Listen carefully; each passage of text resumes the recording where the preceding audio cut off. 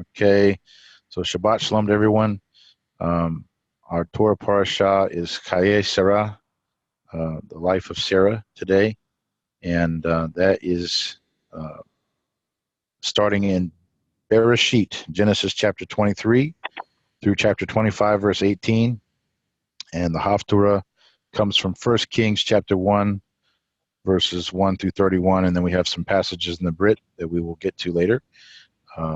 Matthew chapter 2, verses 1 through 23, chapter 27, 3 through 10, Luke chapter 9, verses 57 through 62, and 1 Corinthians chapter 15, verses 50 through 57. So we already have some readers lined up, and we may have some more for the New Testament here when we get to that.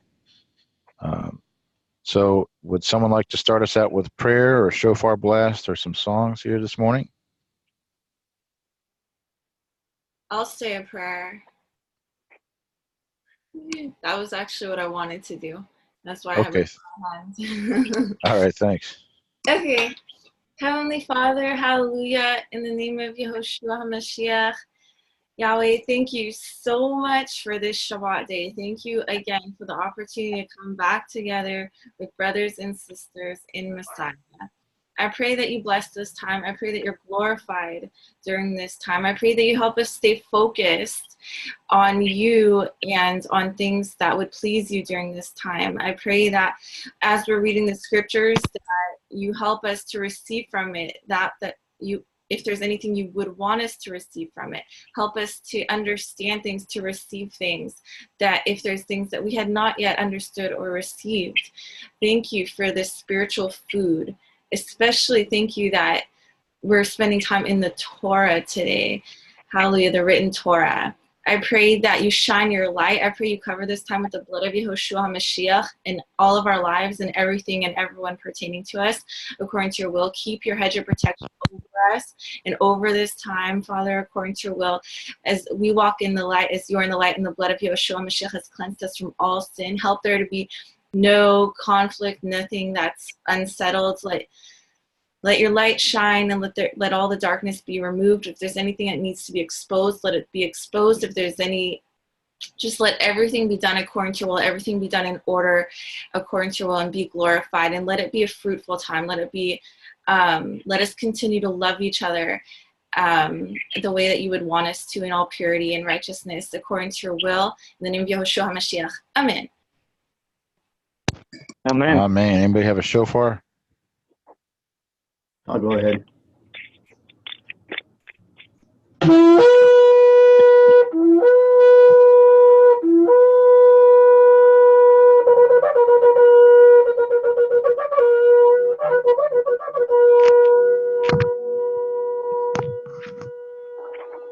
I'll sing.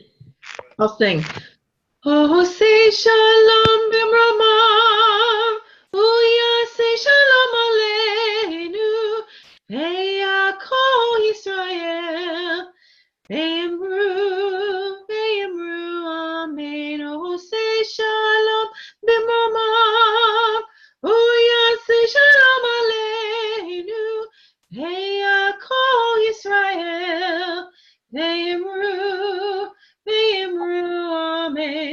Yahaseh shalom, Yahaseh shalom, shalom aleinu, Yaakov Israel.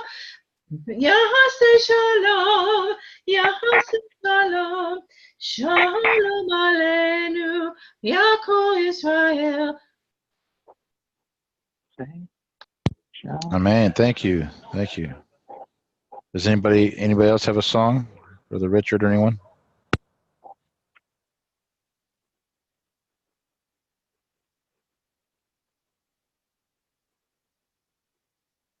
I'll do one if no one else will. Okay, go ahead, sister. All right, actually, I have this one, just a melody that I made. I'm gonna open it up here. It's from Psalm 119, verses 7 to, sorry, I'm just trying to move this out of the way, 7 to 9. And then I'll do it in, okay, so in this. Shuvi nafshi limnu chaychi, ki Yahweh gamala laichi, ki chilatza nafshi mimavet, et limin dima, et lagli midechi, et lagli midechi, et halech lifnei Yahweh be'altzot ha'chaim. Return unto thy rest, O my soul, for Yahweh has dealt bountifully with thee, for thou hast delivered my soul from death, my eyes from tears, and my feet from falling, and my feet from falling. I will walk before Yahweh in the land of the living. That's all. Thank you. Amen. Amen. All right. Very good. So we'll get started reading here in just a minute, but I wanted to just make a statement about this just in front of everyone here. And I know that Yaakov James also will stand behind this, but this past week we've had some interactions with some people that follow the lunar Sabbath understanding of keeping Shabbat on fixed days according to cycles of the moon. And so I just want to say in here publicly that we guard the seventh-day Sabbath as it is laid out for us in the scriptures, and we believe that is today, and it will always be that way, and it always has been that way since Yah first set this model for us in the creation in the beginning. So we don't recognize a lunar Sabbath, and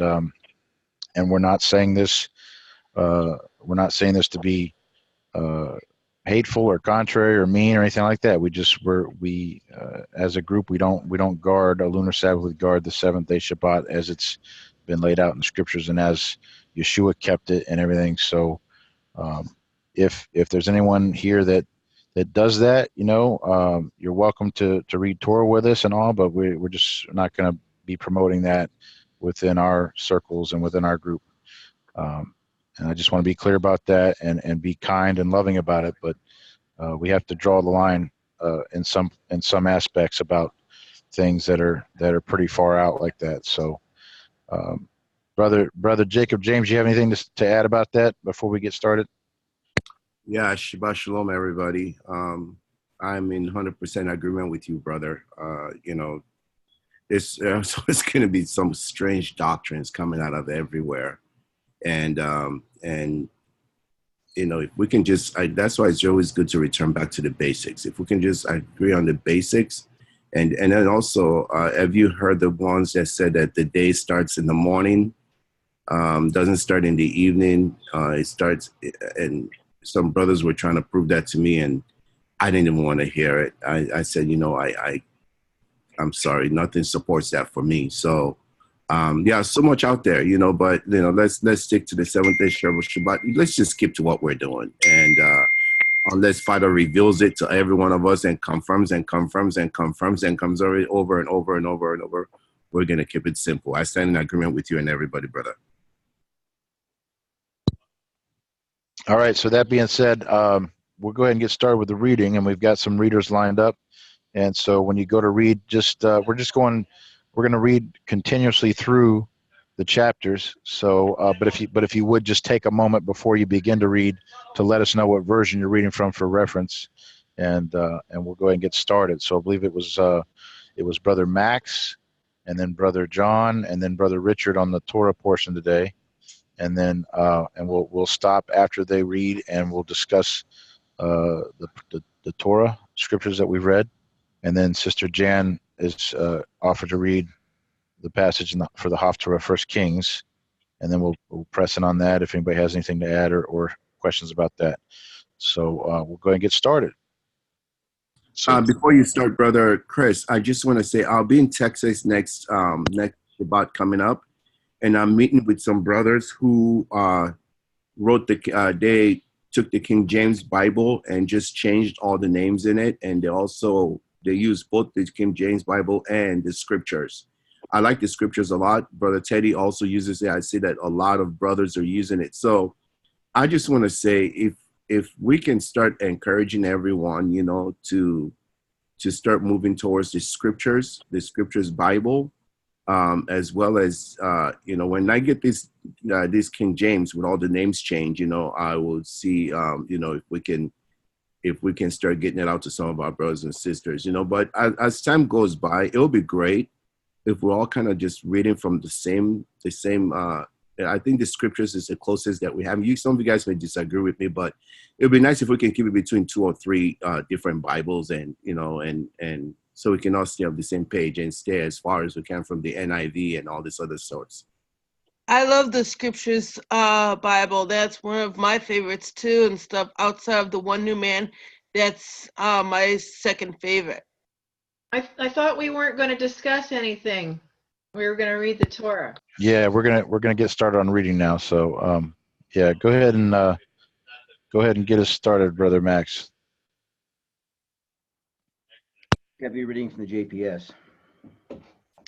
Sarah's lifetime. The span of Sarah's life came to 127 years. Sarah died in Kirath Arabah, now Hebron, in the land of Canaan, and Abraham proceeded to mourn Sarah and to bewail her. Then Abraham rose from beside his dead and spoke to the Hittites, saying, I am a resident alien among you. Sell me a burial site among you, that I may remove my dead for burial. And the Hittites replied to Abraham, saying to him, Hear us, my lord, you are the elect of God among us. Bury your dead in the choicest of our burial places. None of us will withhold his burial place from you for burying your dead. Thereupon Abraham bowed low to the people of the land, the Hittites, and said to them, If it is your wish that I remove my dead for burial, you must agree to intercede for me with Ephron, the son of Zohar. Let him sell me the cave at Machpelah that he owns, which is at the edge of his land. Let him sell it to me at full price for a burial site in your midst. Ephron was present among the Hittites, so Ephron the Hittite answered Abraham in the hearing of the Hittites, all who entered the gate of his town, saying, No, my lord, hear me. I give you the field. I give you the cave that is in it. I give it to you in the presence of my people. Bury your dead. Then Abraham bowed low before the people of the land and spoke to Ephron in the hearing of the people of the land, saying, If only you would hear me out. Let me pay the price of the land. Accept it from me, that I may bury my dead there. And Ephron replied to Abraham, saying to him, My lord, do hear me. A piece of land worth 400 shekels of silver. What is that between you and me? Go and bury your dead. Abraham accepted Ephron's terms. Abraham paid out to Ephron the money that he had named in the hearing of the Hittites, 400 shekels of silver at the going merchant's rate. So Ephron's land in Machpelah, near Mamre, the field with its cave and all the trees anywhere within the confines of that field, passed to Abraham as his possession in the presence of the Hittites, of all who entered the gate of the town. And then Abraham buried his wife Sarah in the cave of the field of Machpelah, facing Mamre, now Hebron, in the land of Canaan. Thus the field with its cave passed from the Hittites to Abraham as a burial site.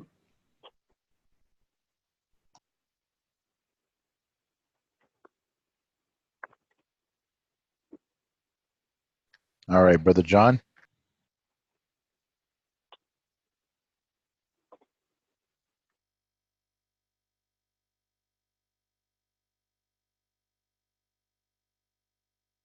Your mic's muted, John. Oh, I'm so sorry. I said it. I started singing it twice. All right. I'm reading from the New American Standard Version. All right. Now, Abraham was old, advanced in age, and the Lord had blessed Abraham in every way. And Abraham said to his servant, the oldest of his household, who had charge of all that he owned, Please place your hand over my thigh, and I will make you swear by the Lord, the God of heaven and the God of earth, that you shall not take a wife for my son from the daughters of the Canaanites among whom you live. But I shall go to my country and to my relatives and take a wife for my son Isaac. And the servant said to him, suppose the woman will not be willing to follow me to this land. Should I take your son back to me? Back to the land from where you came? Then Abraham said to him, beware, lest you take my son back there. The Lord, the God of heaven, who took me from my father's house and from the land of my birth, and who spoke to me, and who swore to me, saying, to your descendants I will give this land. He will send his angel before you, and you will take a wife for my son from there. But if the woman is not willing to follow you, then you will be free from this my oath. Only do not take my son back there. So the servant placed his hand under the thigh of Abraham, his master, and swore to him concerning this matter. Then the servant took 10 camels from the camels of his master and set out with his variety of good things of his master's in his hand. And he arose and went to Mesopotamia, to the city of Nahor. And he made the camels kneel down outside the city by the well of water at evening time, the time when women go out to draw water. And he said, O Lord, the God of my master Abraham, please grant me success today and show loving kindness to my master Abraham. Behold, I am standing by the spring, and the daughters of the men of the city are coming out to draw water. Now may it be that the girl to whom I say, please let down your jar so that I may drink, and who answers, drink, and I will water your camels also, may she be the one whom thou hast appointed for thy servant Isaac. And by this I shall know that thou hast shown loving kindness to my master. And it came about before he finished speaking that, behold, Rebekah, who was born to Bethuel, the son of Micah, the wife of Abraham's brother Nahor, came out with her jar on her shoulder. And then the girl was very beautiful, a virgin, and no man had had relations with her. And she went down to the spring and filled her jar and came up. Then the servant ran to meet her and said, please, let me drink a little water from your jar. And she said, drink, my lord. And she quickly lowered her jar to her hand and gave it to him to drink. Now when she had finished giving him drink, she said, I will draw also for your camels until they have finished drinking.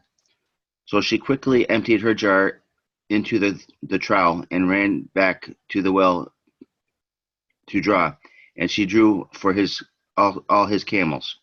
Meanwhile, the man was gazing at her in silence to know whether the Lord had made his journey successful or not.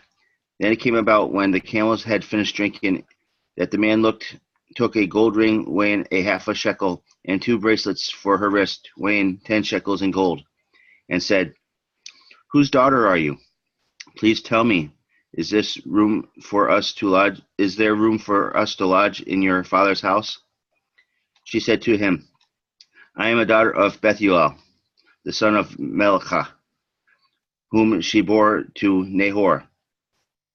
Again she said to him, we have plenty of both straw and feed and room to lodge in. Then the man bowed low and worshipped the Lord. And he said, blessed is the Lord, the God of my master Abraham, who has not forsaken his loving kindness and his truth towards my master. As for me, the Lord has guided me in the way to the house of my master's brothers. Then the girl ran and told her mother's household about these things. Now Rebekah had a brother whose name was Laban, and Laban ran outside to the man at the spring. And it came about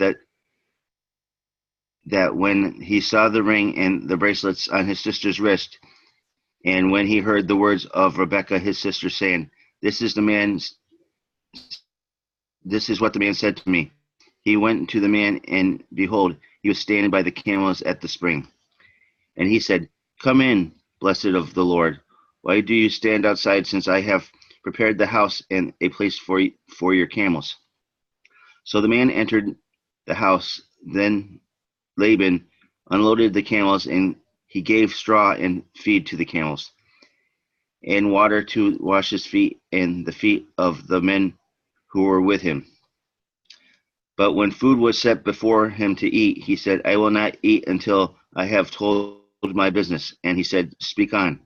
So he said, I am Abraham's servant, and the Lord has greatly blessed my master, so that he has become rich, and he has given him flocks and herds and silver and gold and servants, maids and camels and donkeys.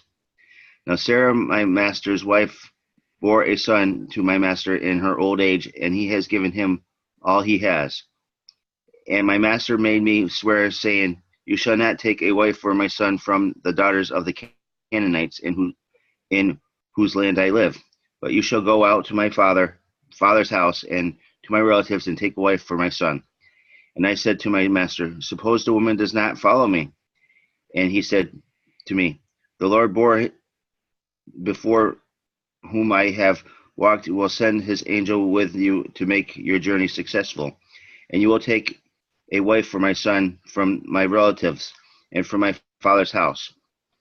Then you will be free from my oath when you come to my relatives, and if they do not give her to you, you will be free from my oath. So I came today to the spring and said, O Lord, the God of my master Abraham, if thou wilt make my journey on which I go successful, behold, I am standing by the spring, and it may be that the maiden who comes out to draw, and whom I say, Please let me drink a little water from your jar, and she will say to me, You drink, and I will draw for your camels also. Let her be the woman whom the Lord has appointed for my master's son. Before I had finished speaking in my heart, behold, Rebekah came out with her jar on her shoulder and went down to the spring and drew. And I said to her, Please let me drink. And she quickly lowered her jar from her shoulder and said, Drink, and I will water your camels also. So I drank, and she watered my camels also. Then I asked her and said, Whose daughter are you? And she said, The daughter of Bethuel, Nahor's son, from whom Milcah bore to him. And I put the ring on her nose and bracelets on her wrist. And I bowed low and worshipped the Lord and blessed the Lord, the God of my master Abraham, who guided me in the right way to take the daughter for my master's kinsman for his son. So now, if you are going to deal kindly and truly with my master, tell me, and if not, let me know, that I may turn to the right hand or to the left. And Laban and Bethuel answered and said, The matter comes from the Lord, so we cannot speak to you bad or good. Behold, Rebekah is before you. Take her and go, and let her be the wife of your master's son, as the Lord has spoken. And it came about, when Abraham's servant heard their words, that he bowed himself to the ground before the Lord. And the servant brought out articles of silver and articles of gold and garments and gave them to Rebekah. He also gave precious things to her brother and her mother. Then he and the men who were with him ate and drank and spent the night. When they rose in the morning, he said, Send me away to my master. But her brothers and her mother said, Let the girl stay with us a few days, say 10, afterward she may go. And he said to them, Do not delay me, since the Lord has prospered my way. Send me away, that I may go to my master. And they said, We will call the girl and consult her wishes. Then they called Rebekah and said to her, Will you go with this man? And she said, I will go. Then they sent her away, their sister Rebekah and her nurse, with Abraham's servant and his men. And they blessed Rebekah and said to her, May you, our sister, become thousands of 10,000s, and may your descendants possess the gate of those whom hate them. And Rebekah arose with her maids, and they mounted the camels and followed the men. So the servant took Rebekah and departed. Now Isaac had come from going to Ber Lahat. This is a long one. Ber Halarari. That might have been way mispronounced. Sorry. For he was living in Negev. And Isaac went out to meditate in the field towards evening, and he lifted up his eyes and looked, and behold, camels were coming. And Rebekah lifted up her eyes, and when she saw Isaac, she dismounted from the camel. And she said to her servants, "Who is the man that walking in the field to meet us?" And the servant said, "He is my master." Then she took her veil and covered herself. And the servant told Isaac all the things that he had done. Then Isaac brought her to his mother's Sarah's tent, and he took Rebekah, and she became his wife, and he loved her. Thus Isaac comforted after his mother's death. All right, Brother Richard, you ready?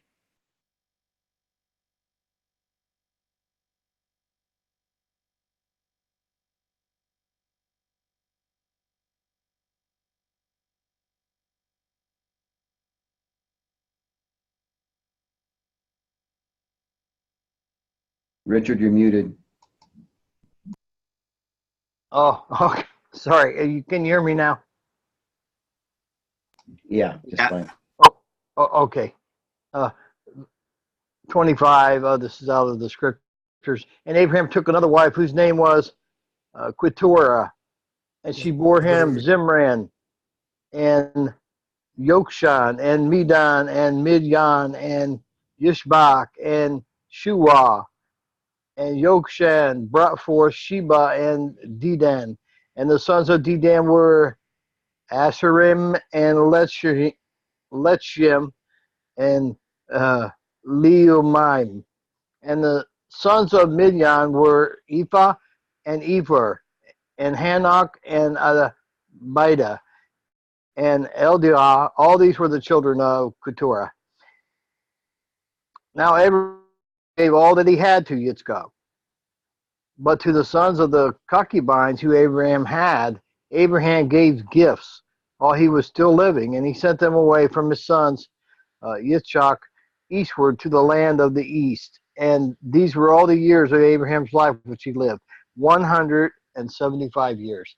And Abraham breathed his last and died in a good old age, aged and satisfied, and was gathered to his people. And his sons, Yitzchak and Yishmael, buried him in the cave of Machpelah, which is before Mamre, in the field of Ephron. So of Tishor and Hittite, the field which Abraham purchased from the son of Heth, there Abraham was buried with Sarah, his wife. And it came to be after the death of Abraham that Elohim blessed his son Yitzchak, and Yitzchak dwelt at Be'er Lahai Roi. And this genealogy of Yishmael, Abraham's son, who Hagar the Mitzrayim, Sarah's female servant, bore to Abraham.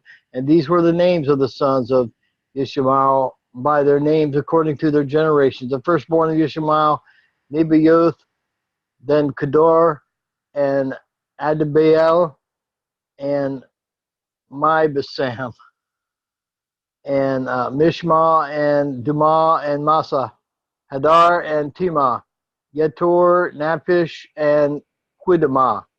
These were the sons of Yishmael, and these were the names by their towns and their settlements, 12 chiefs according to their tribes.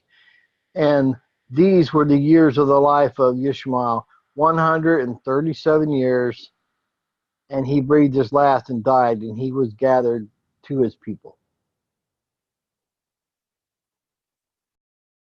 1 Kings. Hang on 1 second, sister. Hold on, sister. We'll go ahead and do verse 18 too, Richard. That's part of it, I believe. Verse 18 is? Sorry. Yes, sir. Okay, sorry. And they dwelt from Hawaii as far as Shur, which is the east of Mitzrayim. As you go toward Ashur, He seldom before all his brothers.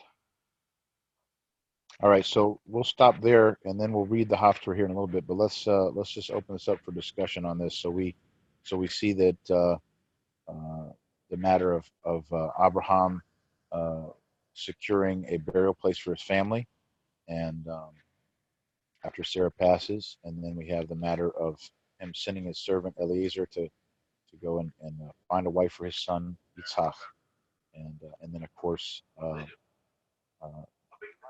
Abraham taking another wife and having more children, and then his passing, and of course this genealogy of Ishmael that Richard just read. So does anybody have any thoughts or questions or comments on these passages we've read so far? Well, I find it interesting that, Isaac is like a full-grown adult, right?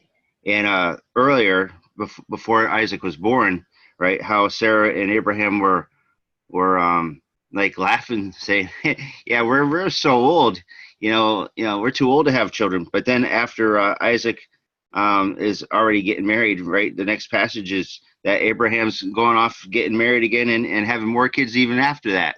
So when I hear some women say sometimes that, "Oh, I'm too young to have, I'm too old to have children, or it's too dangerous," I think of Sarah and Abraham. Like, goodness, they were having children to like up in the hundreds. So I just want to say that. That's all.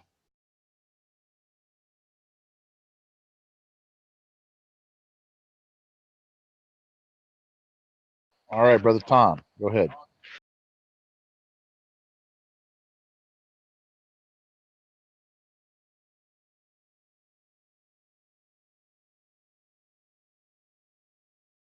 All right, we'll come back to him. Sister Lori, you have something? I just wanted to know maybe what's the significance of, we're placing the hand under the thigh versus, like if we're going to go, do a handshake and agree on something, what is that significance?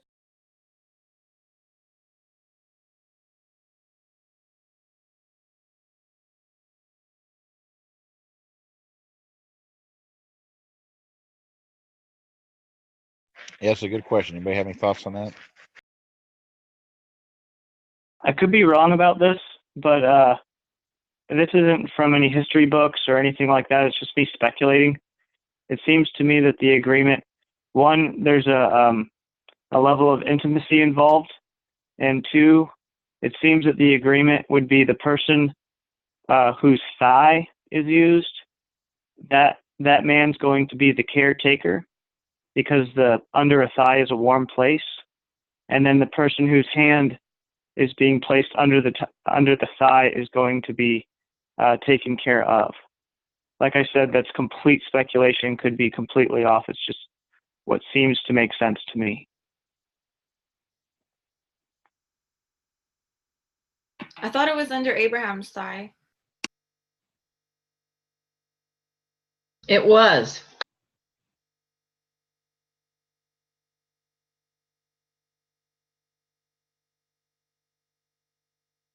It was under Abraham's thigh.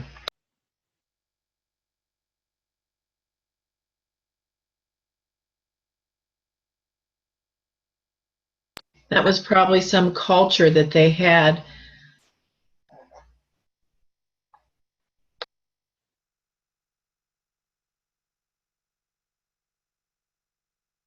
Tobiah, go. I think Jacqueline was first, and I'd let Tobiah go.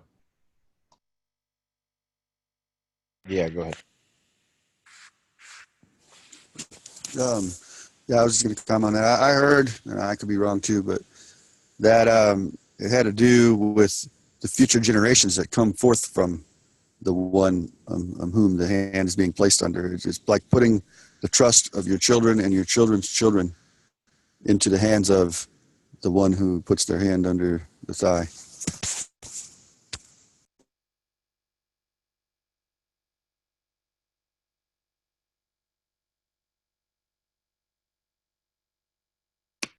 Jacqueline, you're there before I was. Is my hand raised? Oh, it's for something else. Should I change the topic? Go ahead, sister. Whatever you have, go ahead. Okay, just two things that kind of jumped out at me that maybe I wanted to ask about if people had maybe heard some good information on it, some good true information, like Genesis 24:63, when it talks about Isaac meditating in the fields, or however it's put. I think I might remember, I could be wrong, looking up that word, and I'm not sure it's anywhere else in the scriptures. I might be wrong on that, but we know that obviously the Spiritism type of meditation is totally wrong. Spiritism is against the word, I believe. And so I've tried to, I've heard that the biblical meditation is like just like repeating scripture to oneself in one's mind. I don't know if that's accurate. And anyway, so I'm just kind of curious what he was doing where it says the word meditate. And yeah, I had another question too. Maybe I'll ask after if there's time, but yeah. I don't know if anybody else wants to share on the meditate there, but what I gleaned from that is just that he was spending time, with Yah in the evening. And like Tobias shared a few weeks ago, how like the evening and the morning are transitional periods, the two transitional periods in a day, and a lot of we see a lot of this kind of thing happening in the morning, with the rising of the sun, and then in the evening when it's setting. And not that there's we don't give it any kind of like pagan precedence or anything like that, but just it seems to be that these are two times where we see again and again in scripture that men of Yah are spending time with Yah. They were walking with him in the cool of the evening in the garden, and that kind of thing. So anybody else have anything on that?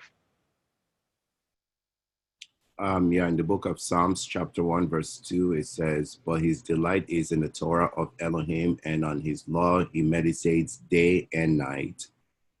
Psalm 119:15, "I will meditate on your precepts and regard your ways." And also we have in Psalm 119:48, I'll lift up my hands to your commandments, which I love. I meditate on your statutes. So when the Bible is talking about any of our forefathers meditating, or when it refers to meditation, is referring to the statutes and the Torah and the law of our Creator. Okay, I'm not sure that's the same Hebrew word. I could be wrong. The one that's used in this verse, 24:63, is the word suach. It's Strong's number 7742. And I see it as only having one occurrence in the whole Bible. I don't know. So. What's the word? Did you say suah?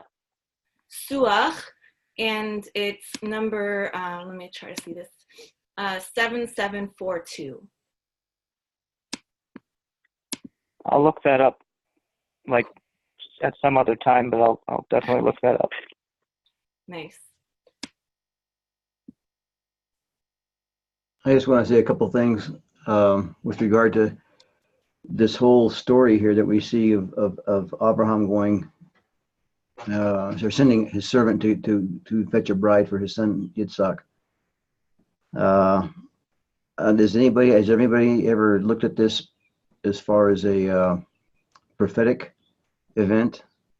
Because I always try and look at things like that when I'm reading scripture as to how it applies to some future event. And I see it here as applying to Yah sending Moshe back from Midian back to Egypt to pull his people, his chosen bride, if you will, out of Egypt to be separate from the rest. And then that's what this is all about, separation. This whole story is about being separate. He did not want the bride to be, for Yitzhak to be from among the Gentiles around him. So he sends his servant back to his people to pull out to select a bride and bring him back to the land that was chosen. So I see that as a prophetic event that's like Moshe going and bringing Israel out of Egypt and going to take him into the promised land to be the bride for the Messiah. Amen, brother. Amen.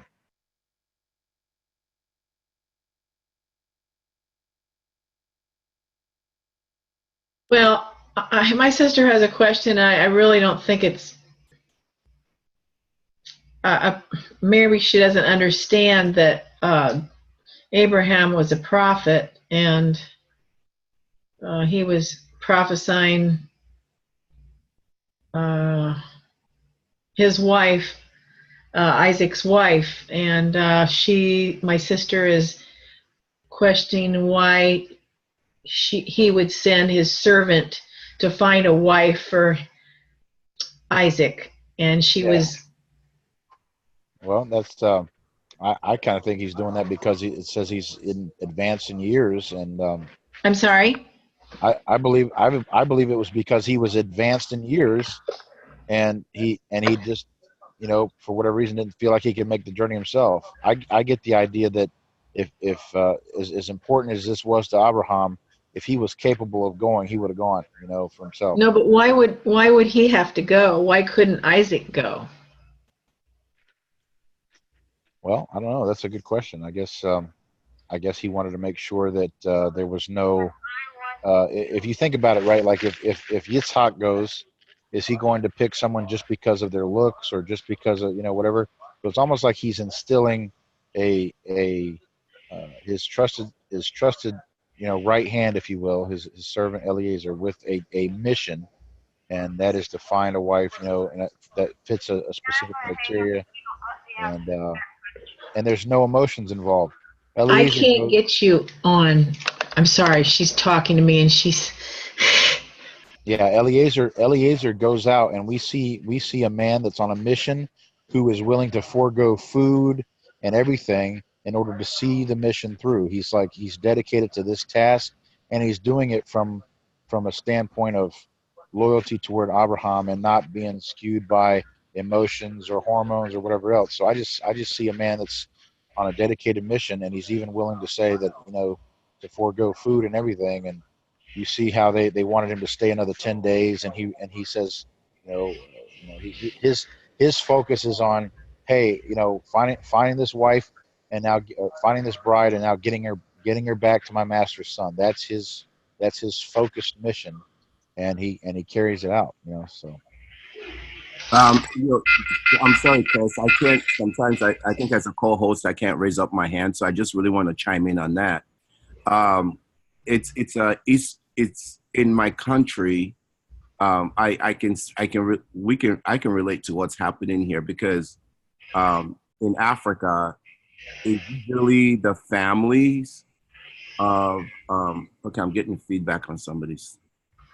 Okay, is usually the I remember when my brother, and you know, in Africa, it's not usually the person that's interested in the person that goes and finds the person or whatever. It's usually arranged by families and like relatives. Okay, like relatives, you know, and you know, like for instance, like years ago, there was something like that was kind of like arranged for me. I was like, no way, you know. So where, you know, they would go to a family, your relatives will go to a family that they know very well, and they know the family that's very credible. They know the children, or, you know, or something like that. And then they will introduce you to somebody in that family. And I could totally see, and then also, let's say you live in a city, you actually will go back to your village, you know, to actually go look for somebody, you know, within your village and within your tribe. And that's why, you know, I guess, you know, a lot of people that come from like the Indians and a lot of other people, they actually go back to their country and meet somebody. So it's almost like an Eastern thing that is happening here, you know, rather than just going online like we do in America, right? So I don't know. all right, let's go to Brother John, and he's got his hand up here, and then we'll go to Jacqueline and then Max. Well, I just wrote it in the in the chat section, but to the one question, how come they sent the servant rather than Abraham or his son? Well, because basically in chapter 24, verse 7, right, the father had already spoken to Abraham, telling him what was to happen, you know, and that he would send his angel forth and stuff like that. So he was told to do that.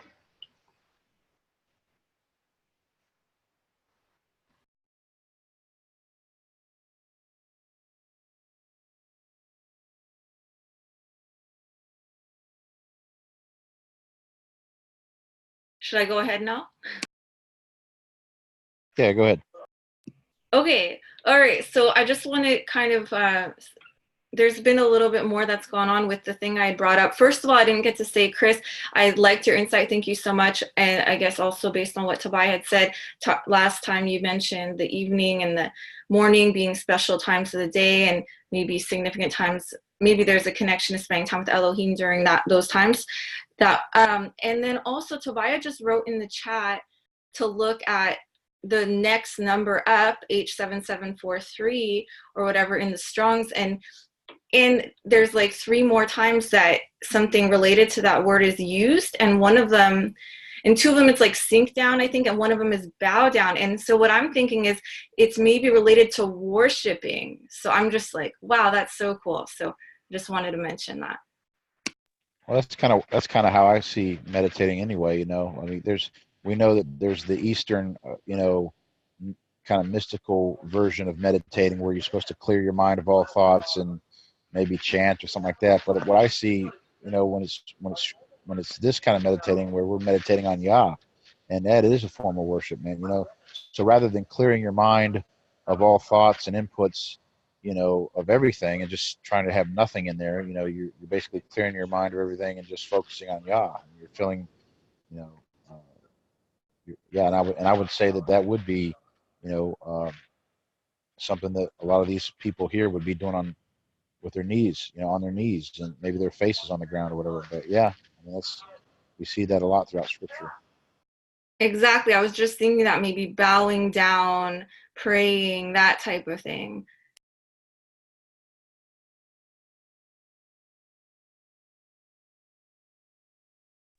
Yeah. Okay, Brother Max, you want to go ahead? Just real quick, kind of back up what Jacob James was saying with regard to the servant going out and finding the bride or bringing the bride back. Is my understanding, it was a common custom back then to send the servants out to do the bidding of the master, even to bring back a bride for the family or for the son.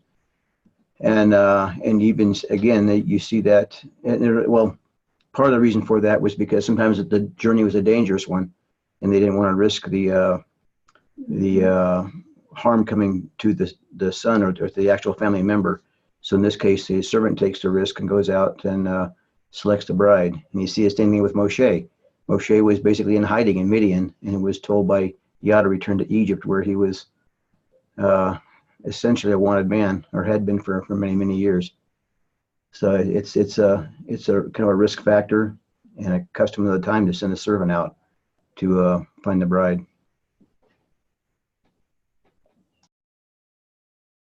Especially when it's your only son, Yeah, that was a special son to him, because they had been waiting a long time, and if anything happened to him, wow, that was it. That was the end of it, So.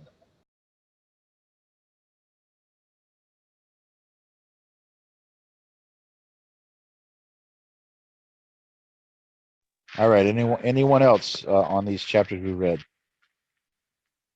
I see a prudent when Abraham does kind of due diligence and he makes sure to have a deed for that property. I think that's something to that's noteworthy there. He doesn't just they're being kind and they say, oh sure, you can go ahead, bury your dead here. We'll let you do it. But he wanted to make sure that he had it in writing, a deed for that property and to pay for it. And I think we can kind of glean from that wisdom there. I got something, Chris, on a little bit more here on Sister Jacqueline was asking about. Go ahead. That word, that shuach, to make oneself low, to be humble, to come and be humble and make oneself low, as in like our Father looks upon the brokenhearted, the contrite spirit, not the one who's proud and lifted himself up, but the one who's lowly, not the one who's standing in the middle of the square proclaiming loudly his prayer, but the humble man that's hiding behind the pillar over in the background praying to our Father slowly, not to seat yourself at the best seat and choicest seat, but to take the lowest seat in the house, to make ourselves low, to come humbly before him, to bow ourselves before him, to whatever's going on in our day, to take that time and set it aside and kneel before our Father and make ourselves low before him. The heavens is his throne, the earth is his footstool, and we go to that footstool and make ourselves low.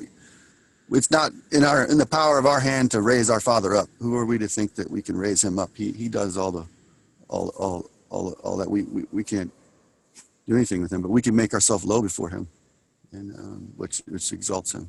So that's what I see there in that word. And I don't know why they separate some of these words out in the Strong's that appear to me to be the exact same word. Maybe the failure to understand that a lot of these words have dual meanings. But I think they incorrectly separated that one word out that our sister pointed out there.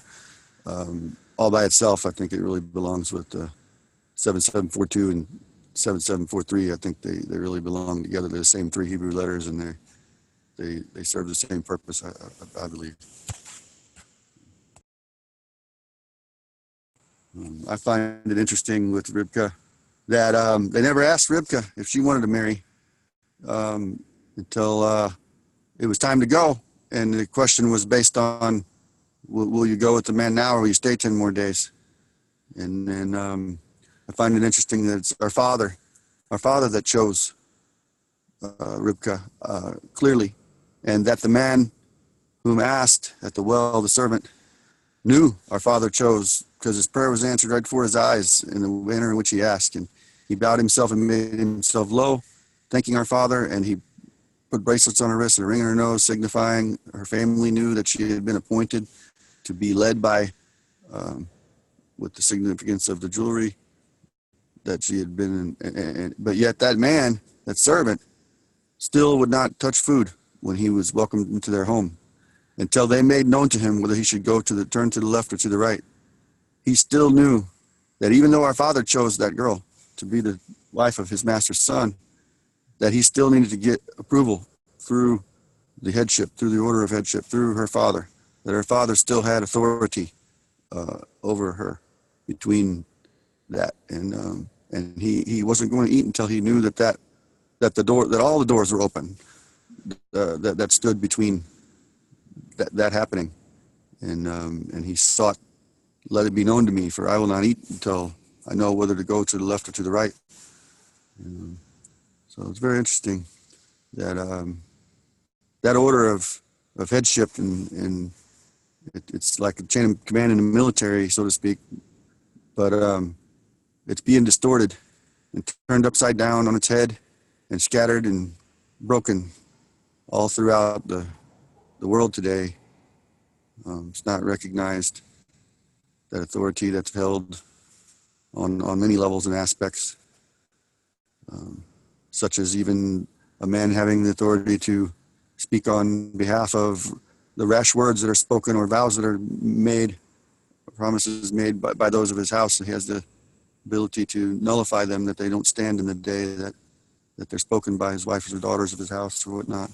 But on many aspects, I see it upside down and broken, and I think we need to remember it and take note of it, because it's strong, foundational, and it's what makes our homes strong and strengthened to where the enemy would come to shake it and it stand and not be broken or shaken. I see a lot of families being torn by not having knowledge of this and not understanding this. That we're under, each man being under Messiah being under our Father, and those of a man's house being under him. Praise Yah. Good thoughts, brother. Good thoughts. Praise Yah. Go ahead, Brother Max. Yeah, I just want to say again and kind of stress that this whole Porsche here is, again, it's about separation, being separate, being called out from the places that we are, from among the Gentiles, from among the heathens, from among the false teachings and false doctrines that we have around us. And this was Abraham being called out from the land of his fathers. It was him sending his servant back to get a wife from among his own people and not to be taken from among the people around him. It was Abraham buying and not being given, but purchasing a plot of land to be separate from the rest of the land around it. And then we see today, with the not only the pagan beliefs out there with Buddha and the Hindu beliefs and the different ones, but even among the Christian churches with all the different types of doctrines and beliefs that they have, that we are to be separate from these things and to be called out. So I just wanted to emphasize that as being the baseline of this portion.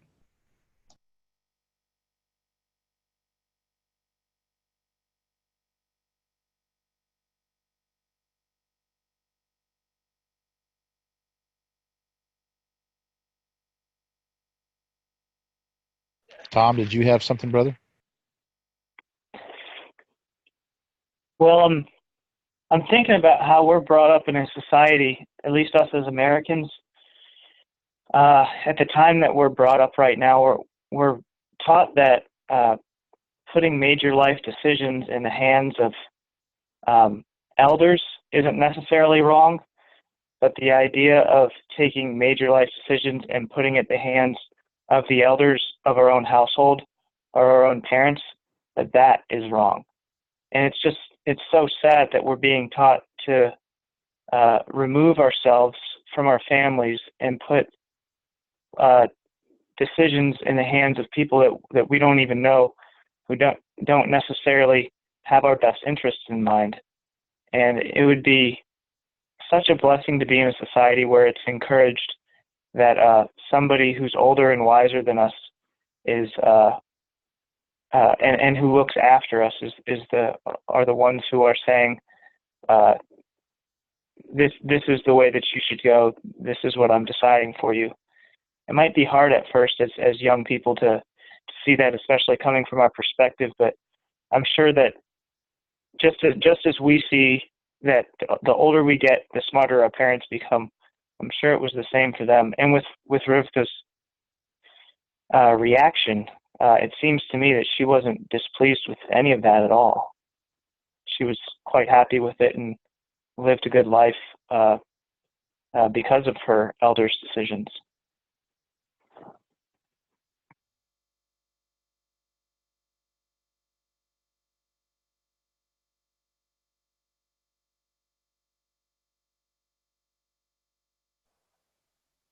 All right, Sister Jan, you have something? Yes, someone mentioned to me, it's very, very disrespectful and it's very upsetting to me that this person would say that, but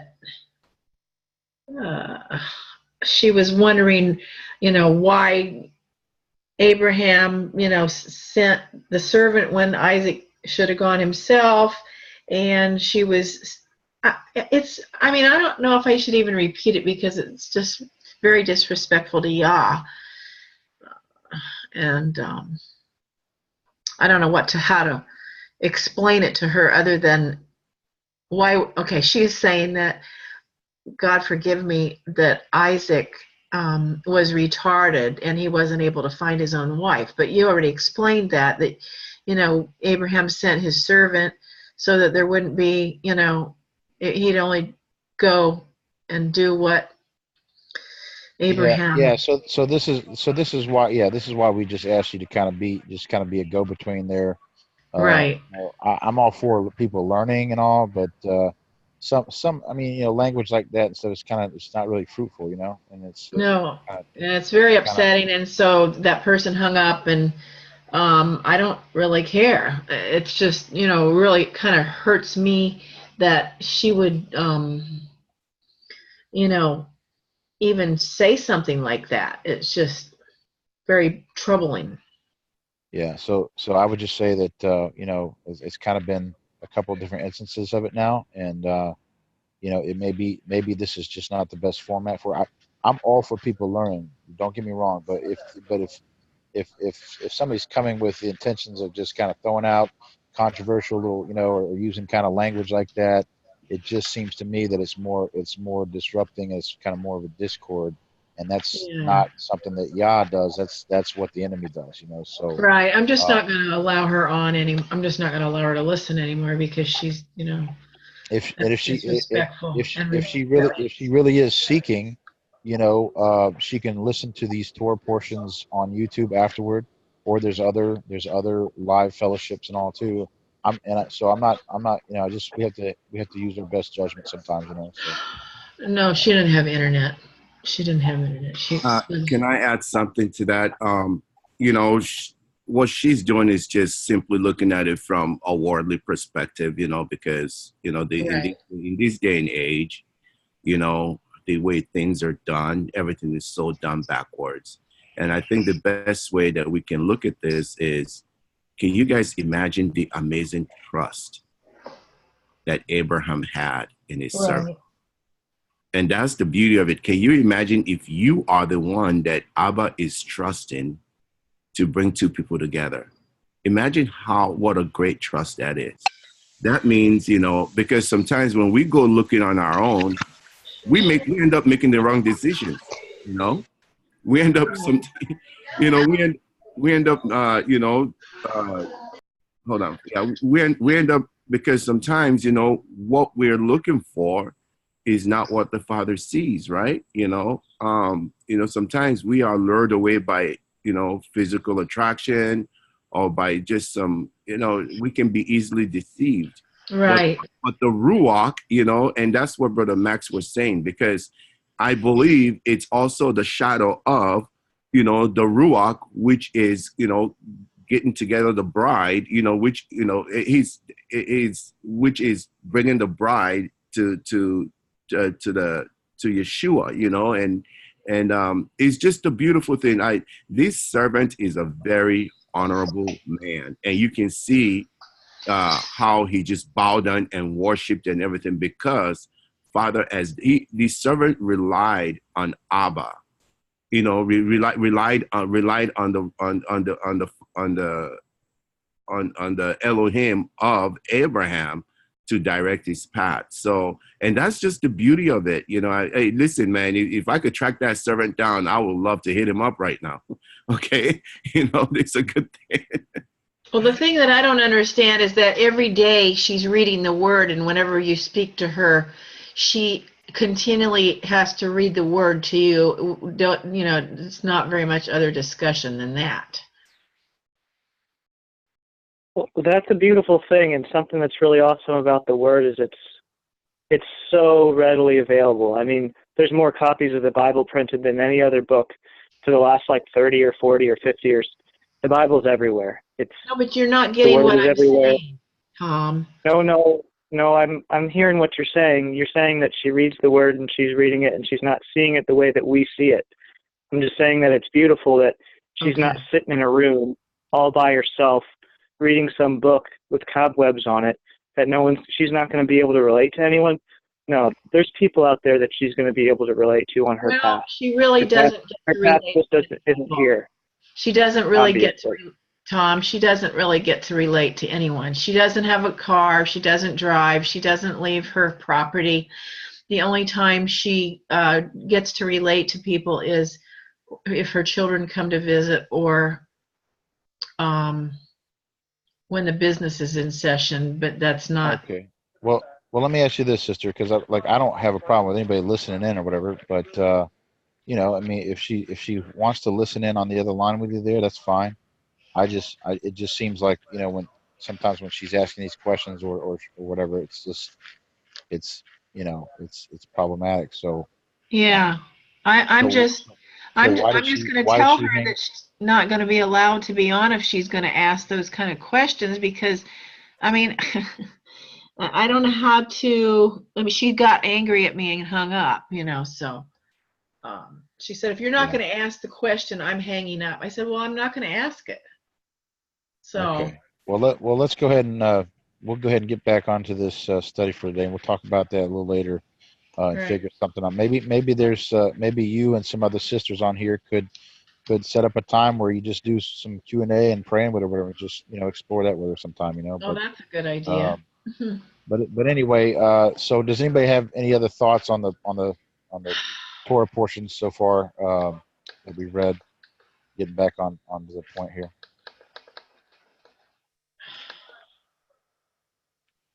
I agree, Brother Yaakov, what you were saying about his servant. In fact, he was willing that Eliezer would be as his son, right? Because before he had Ishmael or Yitzchak, he was willing that Eliezer would be kind of like his son and take his inheritance.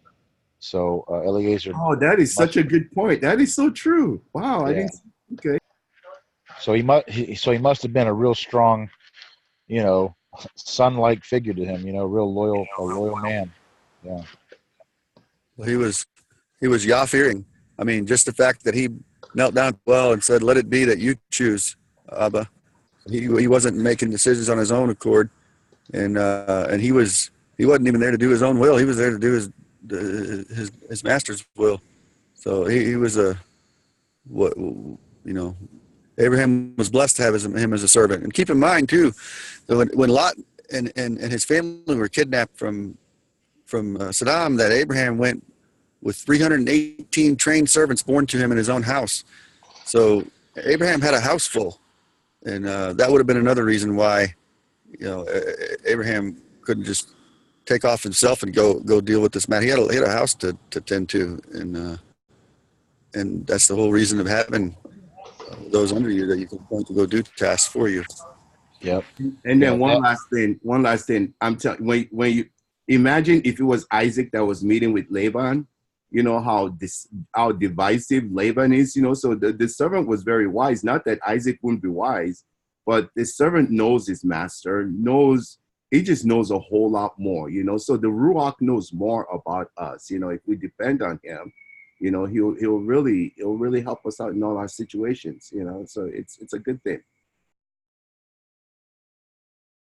Definitely.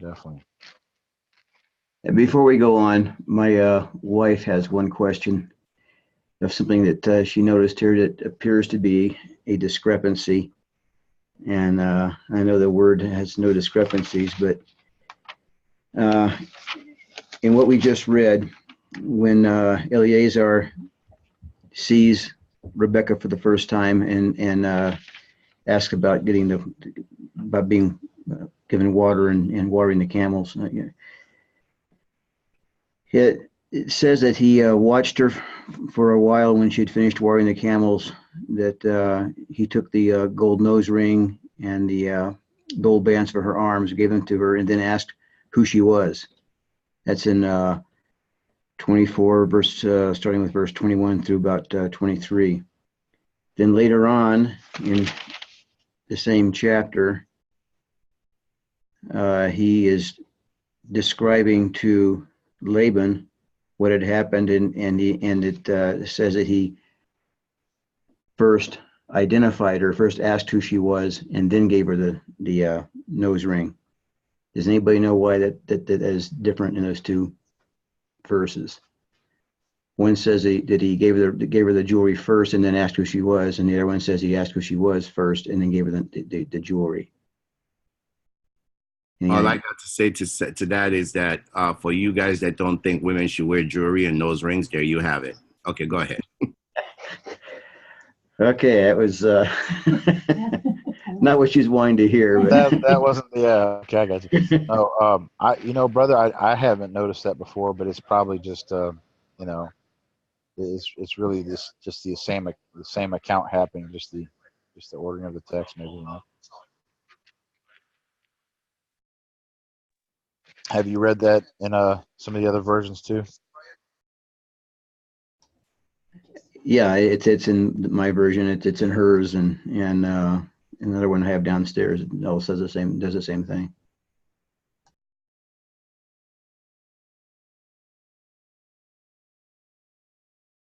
I mean, you can find some things similar to that in between some of the gospel accounts too. Like in one account, there's actually two demoniacs in the Gadarenes instead of one.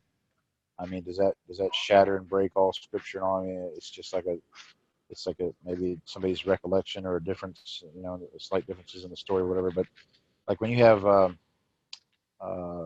was saying this to me the other day, when you have witnesses that are being interrogated or whatever, police, Max, you were police, right? So when you ask witnesses about a matter, you expect there to be some variations in the story, even though those two people could have been standing in essentially the same spot, seeing the same thing, but for some reason, one will slightly, recall it slightly different than the other, and that's kind of normal. I mean, I don't know, just perception, perspective, whatever.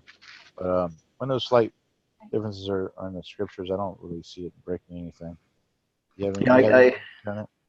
I agree with you. I'm just, but when it comes to the Brit Hadasha, that has been so changed and adulterated and messed up over the years. But the Torah is supposed to have been, it's preserved jot for jot, tittle for tittle. Nothing has to be changed.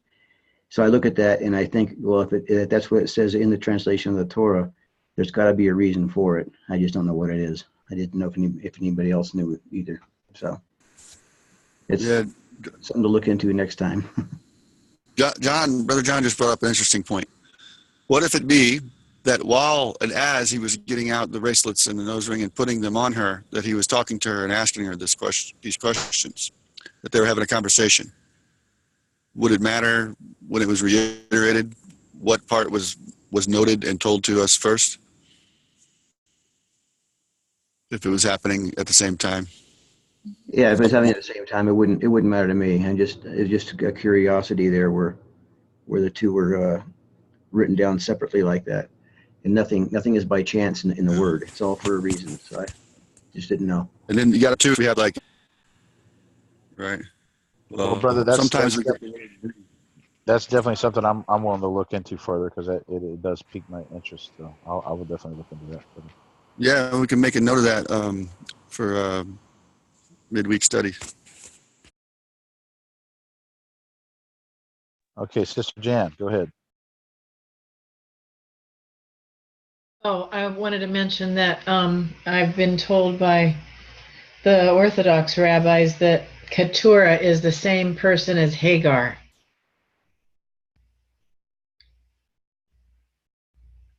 Yeah, I'm not sure where they get that from. They get a lot of things like that, but it's different. It's a totally different woman.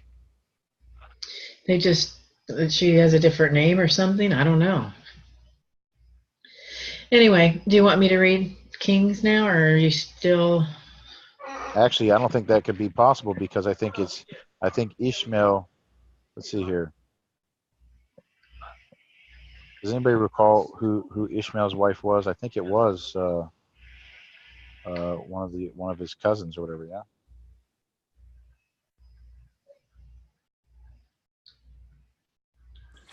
Oh, that's what they all say. I thought she took a wife for Ishmael from Egypt for him. Oh, that's right. Yeah. Okay. Thanks. All right. Yeah, we'll go ahead and does anybody else have anything else on that portion? If not, we'll go ahead and have Jan read the Haftarah portion for us. Let me go ahead and post it again here. Okay. Now King David was old, advanced in years, and they put covers on him, but he could not get warm. Therefore his servant said to him, "Let a young woman, a virgin, be sought for the Lord the king, and let her stand before the king, and let her care for him, and let her lie in your bosom, that our Lord the king may be warm." I'm reading from the New King James Version. So they sought a lovely young woman throughout all the territory of Israel, and found Abishag the Shunammite, and brought her to the king. The young woman was very lovely, and she cared for the king and served him, but the king did not know her. Then Adonijah, the son of Haggith, exalted himself, saying, I will be king. And he prepared for himself chariots and horsemen and 50 men to run before him. And his father had not rebuked him at any time by saying, Why have you done so? He was also very good looking. His mother had borne him after Absalom. Then he conferred with Joab, the son of Zeruiah, and with Abiathar, the priest, and they followed and helped Adonijah.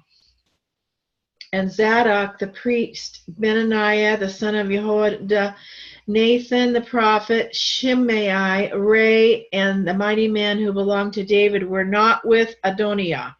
And Adonijah sacrificed sheep and oxen and fatted cattle by the stone of Zoheleth, which is by En Rogel.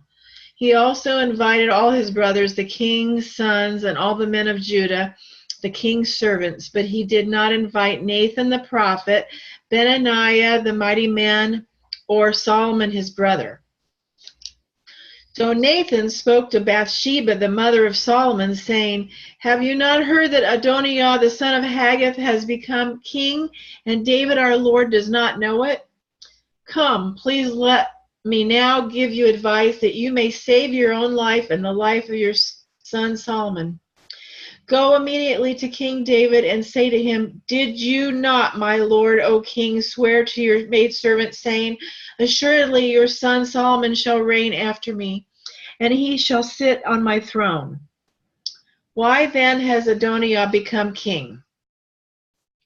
Then while you are still talking there with the king, I will come in and after you and confirm your words.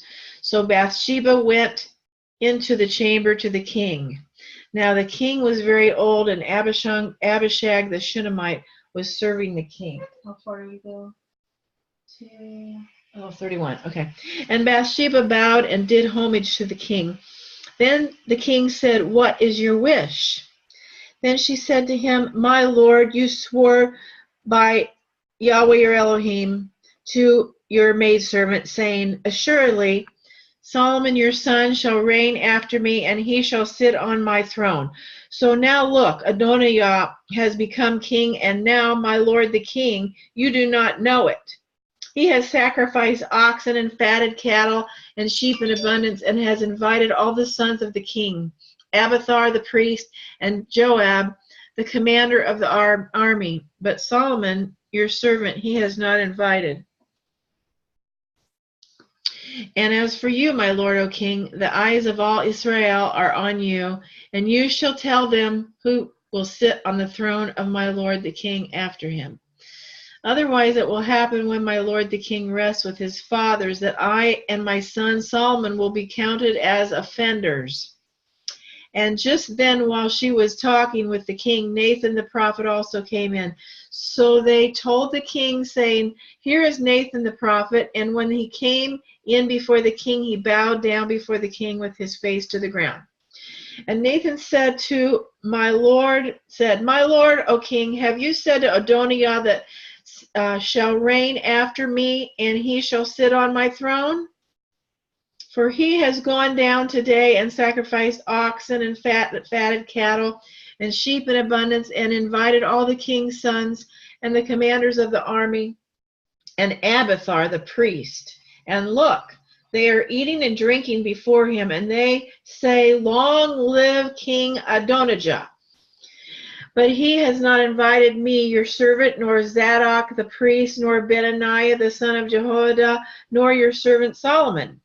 Has this thing been done by my lord the king, and you have not told your servant who should sit on the throne of my lord the king after him?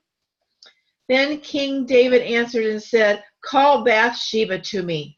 So she came into the king's presence and stood before the king, and the king took an oath and said, As Yahweh lives, who has redeemed my life from every distress, just as I swore to you by Yahweh Elohim of Israel, saying, Assuredly, son of Solomon your son shall be king after me, and he shall sit on my throne in place of me. Solomon your son shall be king after me, and he shall sit on my throne in my place. So I certainly will do this day. Then Bathsheba bowed with her face to the earth and paid homage to the king and said, "Let my lord King David live forever." All right. Thank you for reading that. And anybody have anything on that, or do you see the correlation to Cheyei Sarah?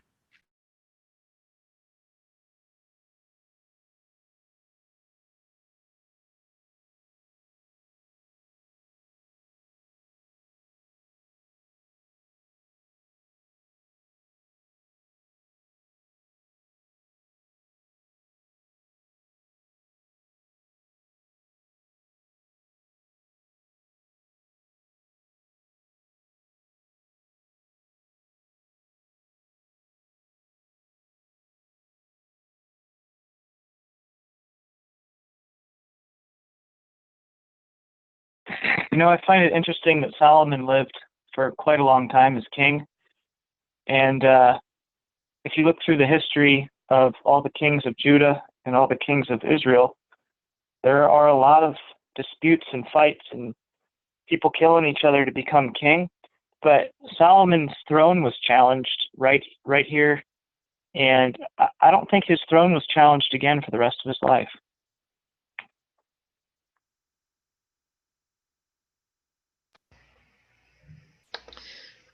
No, because he brought law and order.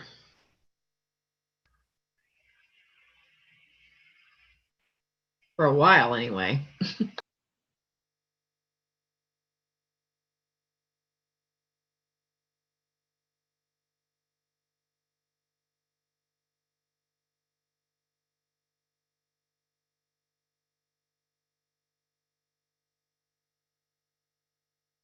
Yeah, Solomon was a little too wise for himself, because how do you get along with all these nations? Father already promised him that he was going to have peace, that there was always going to be peace. But then, he thought maybe he could help himself by, because when you marry all these other kings or daughters, of course you're going to have peace with those kings because they're daughters in your home. But then those daughters led him to build all these, they led his heart astray, to build all these altars, for all these different, and then Solomon ruled with an iron fist. And I think that's what a lot of us don't realize, that he was actually a pretty, he had a lot of slaves. When Queen Sheba came and saw just the way, what is it, like the dining set and the preparation just for dinner. She said she had no more breath in her, when she saw the servants and everything. And because we see that after King Solomon passed away, his son, the children of Israel approached him and they said, "Listen, you know what, tell your father, don't be like your father, don't, ease the burden of all these people." And he said, "No, my dad ruled with this. I'm going to rule." I'm just paraphrasing. Sorry, I should read it.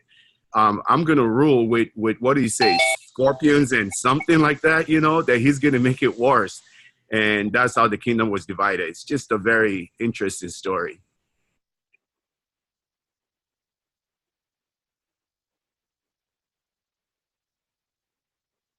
Yes. So anybody else have anything on that passage that we just read from 1 Kings?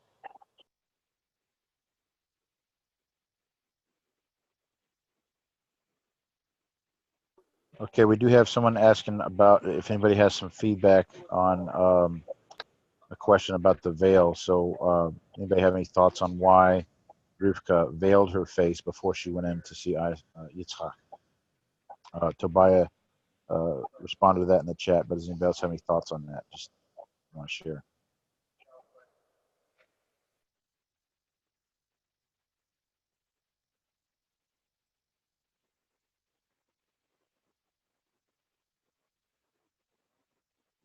Or if Tobiah would want to elaborate, because he listed a few, like Leah, I think, and I'm not sure what he was referring to. He mentioned Tamar and one of the other ladies there too that had veils in their faces. Yeah, so the thing is, like, veiling the face is to hide something, to veil it, to hide it. Moshe had to hide his face amongst the people because it glowed when he came down from the mountain. But when he went before the column of the cloud to speak with our Father at the tent of meeting, he would remove the veil from his face. So yeah, the veiling of the face is to be a gift, to be like a present is wrapped. You bring a gift, you bring a present to someone covered, that it be hidden, that it be for it's set apart for a time to be unveiled.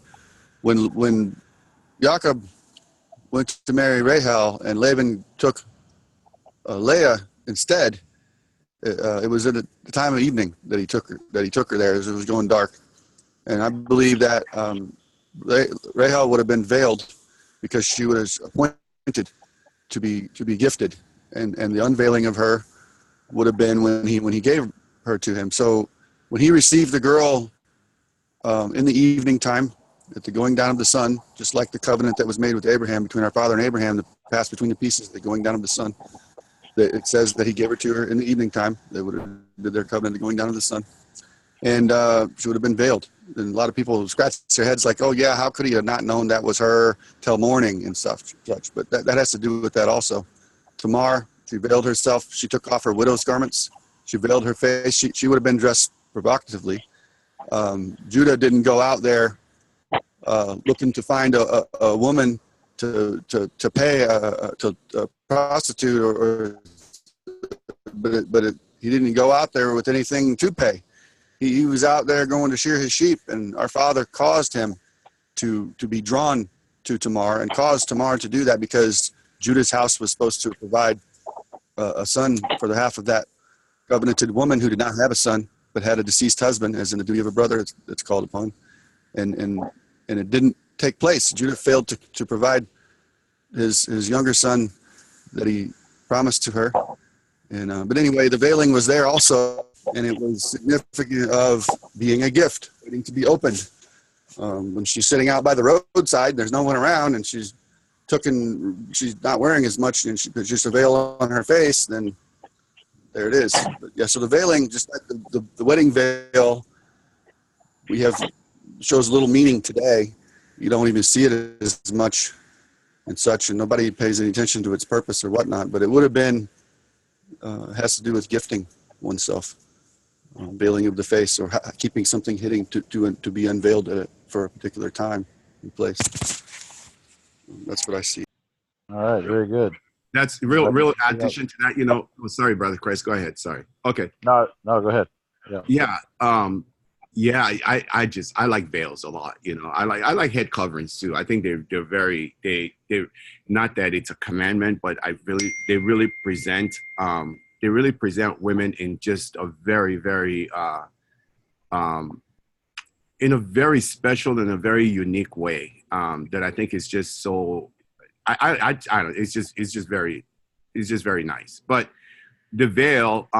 Have you guys ever seen? See, it's so amazing when I read Torah. I'm always just thinking of like all these Eastern culture. Where the bride will be veiled, and then it's actually the husband that opens the veil, not her. And you can see at weddings sometimes. Like at the weddings, and I believe that's where they got this from. When you go, when the wife is covered, and then is the husband that's supposed to like you're revealing, you're looking, and it's just I think it's just something. I don't know the depth of it, but there's just something very set apart about it, and just reading the story and seeing her covering herself, and I'm sure, like it doesn't say, maybe when they came face to face, he unveiled her. And I see something really amazing about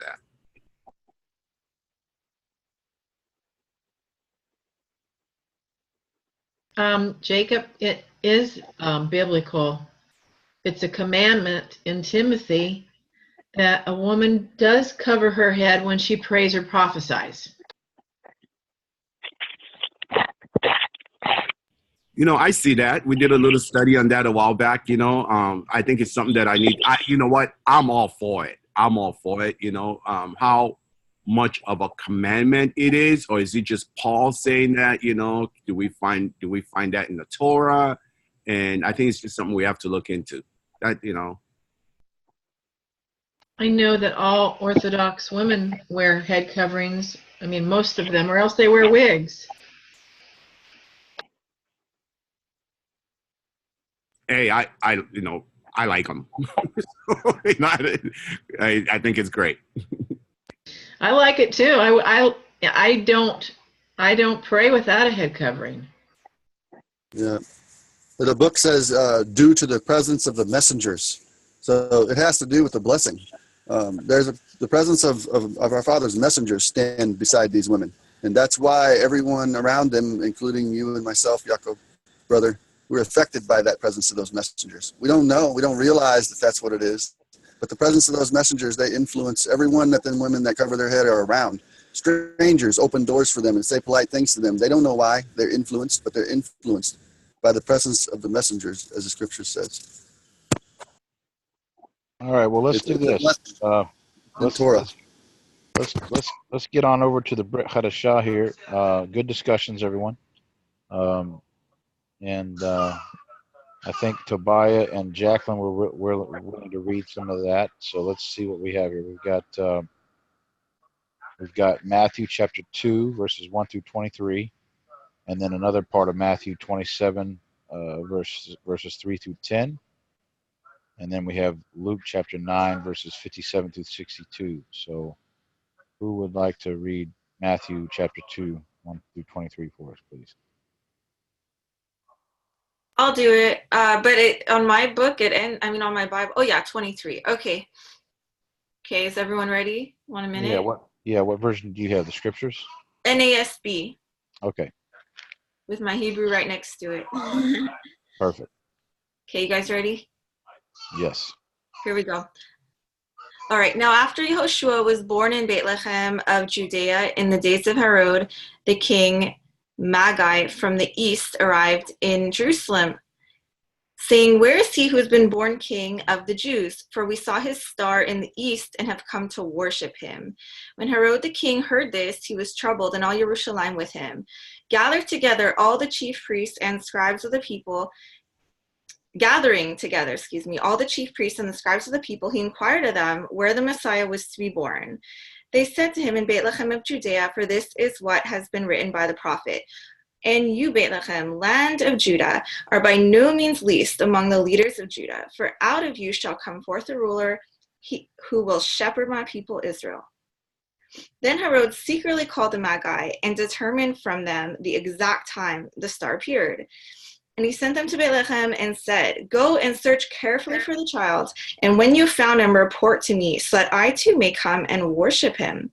After hearing the king, they went their way, and the star, which they had seen in the east, went on before them until it came and stood over the place where the child was. When they saw the star, they rejoiced exceedingly with great joy. After coming into the house, they saw the child with Miriam, his mother, and they fell to the ground and worshipped him. Then, opening their treasures, they presented to him gifts of gold, frankincense, and myrrh. And having been warned by God in a dream not to, the Magi left for their own country by another way.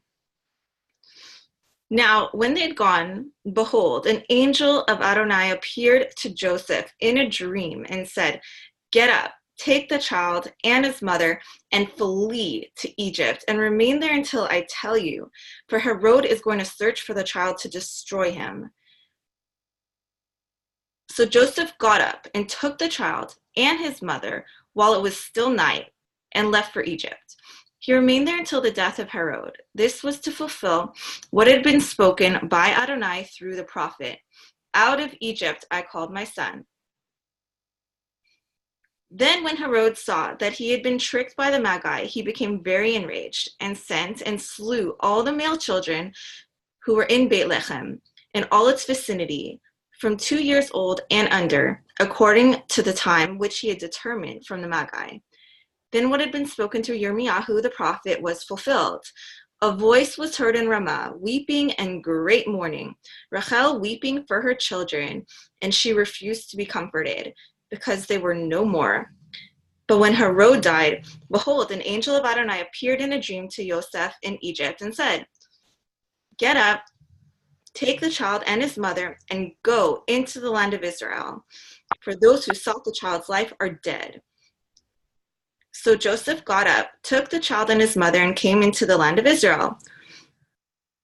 But when he heard that Archelaus was reigning over Judea in place of his father Herod, he was afraid to go there. Then, after being warned by God in a dream, he left for the regions of Galilee and came and lived in a city called Nazareth. This was to fulfill what was spoken through the prophets: he shall be called a Nazarene, or Natzri in Hebrew, it says.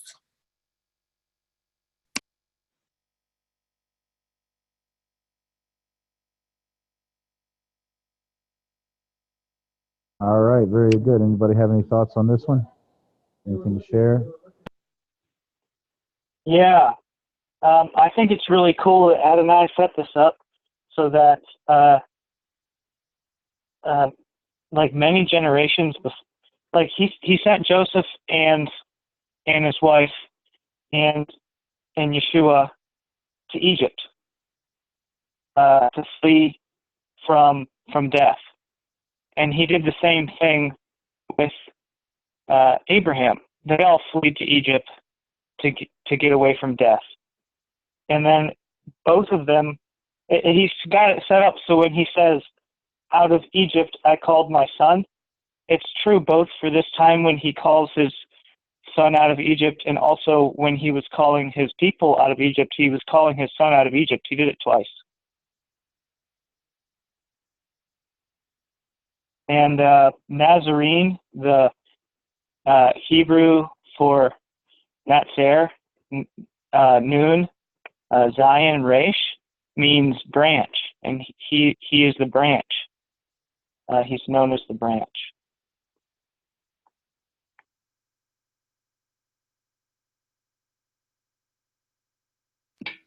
Mine is a tzaddik, not a Zion, but maybe there's different ways of writing it. I'm not sure. Yours is what? Nun what? Tzaddik, Resh. Nun tzaddik resh. But it's the New Testament. Like it's just the Hebrew translation. I don't know. Maybe I don't know. I would have assumed I would have thought it would be right, but I don't know. I actually just recently learned that, and I'm remembering it as Nun Zion, but I could be remembering it wrong. I didn't write it down. It was a teaching that I was watching. So it could be Nun Tzaddik. Okay, sorry. All I'm saying is don't quote me on that because I'm not 100% sure. But I do know that it means branch. Interesting. Cool. Would want to look into that more, the paleo, what might be a good way to understand from looking at the pictures or whatever. What word are you talking about?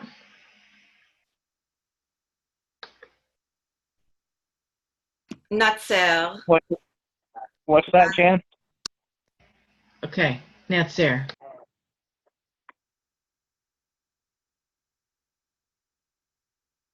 Like Nazarene. In this way, it's not Right. but I guess those are the. Well, I know Right. I know It's Nazarene, right? Let me see if I can share my screen here for a second. Here, let's see. I can't hear you, Chris. You're muffled. Am I muffled? How about now? You're still muffled. How about now? Still muffled? I don't know what's going on here. What's going on with my muffling? Everything is fine a minute ago. All right, any better now? Nope. Wow. We can still understand you. It's fine, I think. Just turn up the volume if someone can't hear that well. Maybe that would help. I can't. Yeah. Can you turn up your volume, Jan? I have it all the way up. Can you guys see the image I just shared? Oh, now you're sounding crystal clear. Thank you. Thank you. I Yeah. was going to send that to my niece. Yeah. So the word Netzari, is Nun, Tzadi, Resh. Okay, and it's got, if you look at this chart, can everybody see the chart that I'm sharing here? Yes. Okay, so the Nun is like a sprout or like a seedling. You can see the picture there on the right, and it can represent like air or to continue. And then the Tzadi is where we like the sound when you say Ritz crackers, the TZ sound. That's where you get that sound from. And it can be a man on his side. It could be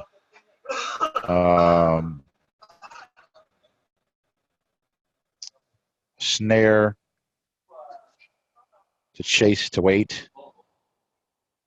And then the Resh, of course, is a picture of the head of a man, and that can represent first, top, beginning, summit, those kind of ideas. So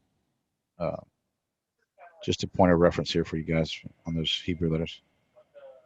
If anybody wants this chart, I can send it to you. This is, I believe this is based off of Jeff Benner's material here from the Ancient Hebrew Research Center. That's so awesome that, I was just thinking, gee, I have to pull that up from my photos, and you pulled it up. Thank you. Yeah. All right. Well, let's go on to the other part of Matthew there. Tobiah, you want to read that next part in chapter 27? Let me put them back in the chat. Matthew 27 verses 3 through 10. And Yeah, certainly. If somebody else wants to take Luke chapter 9 verses 57 through 62 that hasn't read yet, you can take that one on if you want. Let us know when he's done with Matthew here. Okay, Matthew 27, verse 3 through 10. Be reading from the ISR, Institute for Scripture Research, the Scriptures. Then Yehuda, he who delivered him up, having seen that he had been condemned, repented, returned 30 pieces of silver to the chief priest and to the elders, saying, I have sinned in delivering up innocent blood. And they said, what is that to us? You see to it. And throwing down the pieces of silver in the dwelling place, he left, and he went and hanged himself. And the chief priest took the silver pieces and said, it is not right to put them into the treasury, seeing that they are the price of blood. So they took counsel and bought with them the potter's field for the burial of strangers. Therefore that field has been called the field of blood until today. Then was filled that which was spoken by Jeremiah the prophet, saying, and they took the 30 pieces of silver, the price of him who was pierced, on whom they of the children of Israel set a price, and gave them for the potter's field, as Yah had ordered me.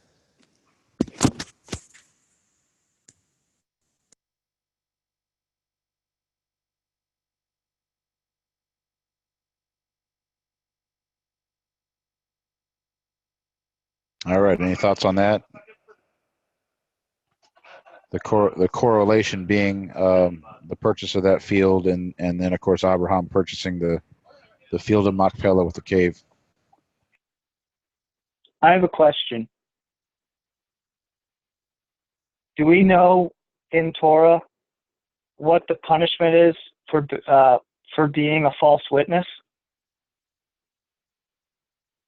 Yes, I was just looking this up yesterday. Getting the punishment. I don't know if there's different circumstances, but I believe can be connection to getting the same punishment that would have been inflicted on the person that's been falsely accused. It's actually one of two instances where they use the phrase eye for eye, tooth for tooth. And this is why Yeshua, when he refers to that, he says, you have heard it said, an eye for an eye, a tooth for tooth. He uses that as like a saying.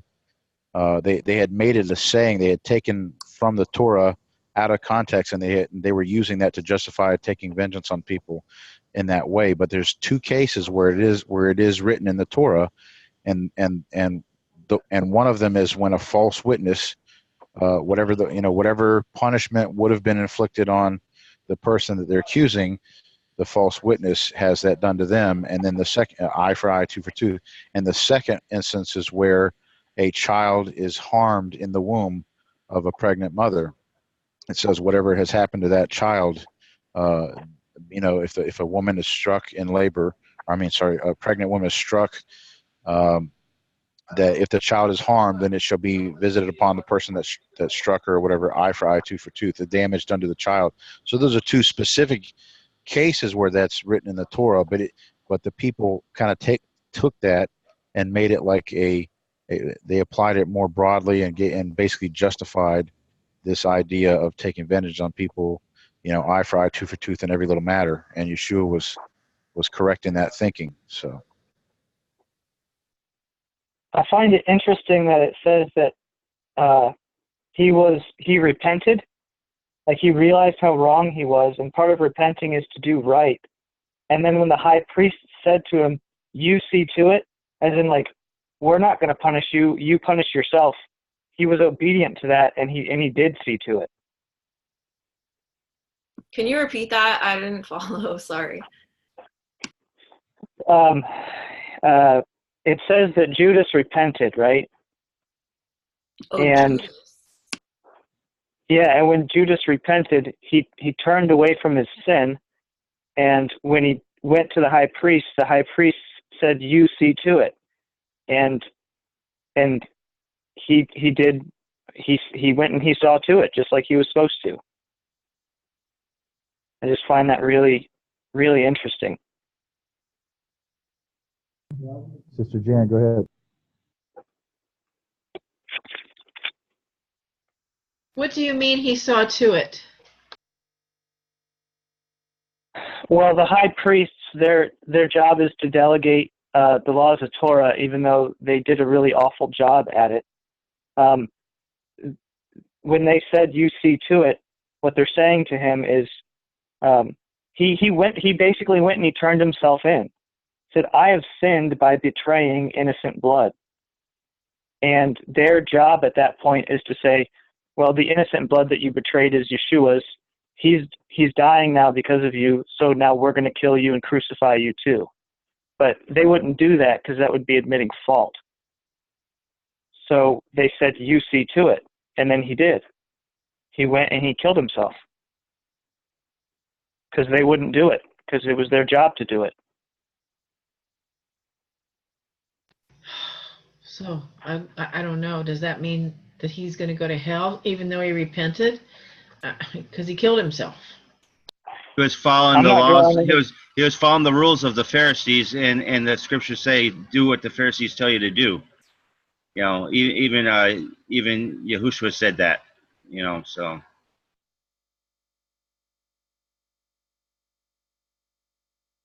Yeah, someone. I absolutely did not say to do what the Sadducees and whatever you call them guys say to do. It's a bad translation from the King James Version, and he says, "Do unto what Moses said to do." They sit in the seat of Moses. Do what he said, not they say. That's a bad translation.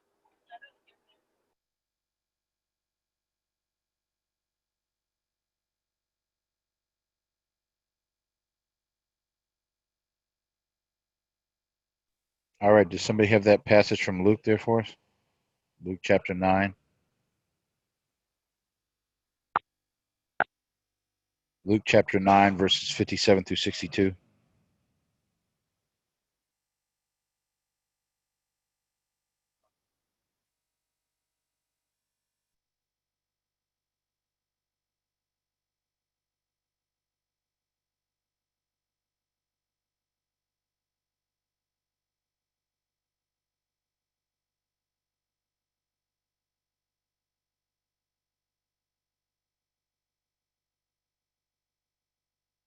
If no one's going to read, I'll go ahead and do it, Chris. Luke 9, 57 through 62. Yeah, I'll do the 1 Corinthians one after you're done. Okay. And while they were going on the road, a man said to him, I'm reading from the English Aramaic. And while they were going on the road, a man said to him, "I will come after you to the place that you go, my master." Yeshua said to him, Foxes have holes and birds of heaven a home, but the Son of Man has nowhere to lay his head. And he said to another, Come after me. And he said to him, My master, allow me first to go and bury my father. And Yeshua said to him, Leave the dead to bury the dead, and you go and declare the kingdom of Elohim. Another said to him, I will come after you, my master, but first allow me to go and reassure my household, and I will come. Yeshua said to him, No man places his hand upon the hand of the plow and looks backward and is useful to the kingdom of Elohim.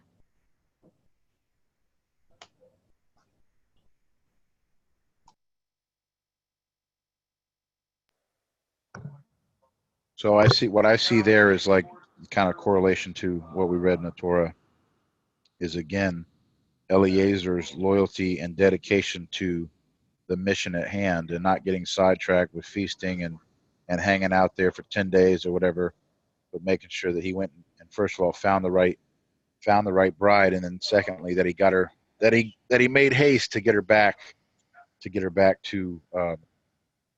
Yitzhak, you know. And, he was very dedicated and unwavering in that. And I see too that the bride was also in agreement that the haste be made. She didn't say that she wanted to stay the 10 days. So she was like Eleazar, also made haste, not looking back, as it were. And there we have it again, like you mentioned earlier. Eleazar is kind of a shadow picture of a prophet being sent to someone who the father esteems as being important, right? You know, to bring them out of a place and back, you know, home to where the place of the covenant is.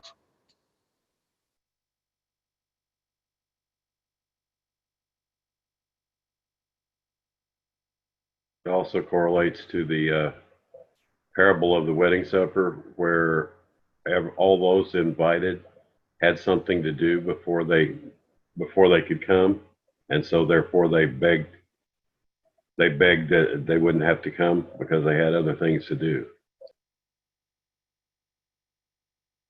Good point. Right. Anybody else have any thoughts on that?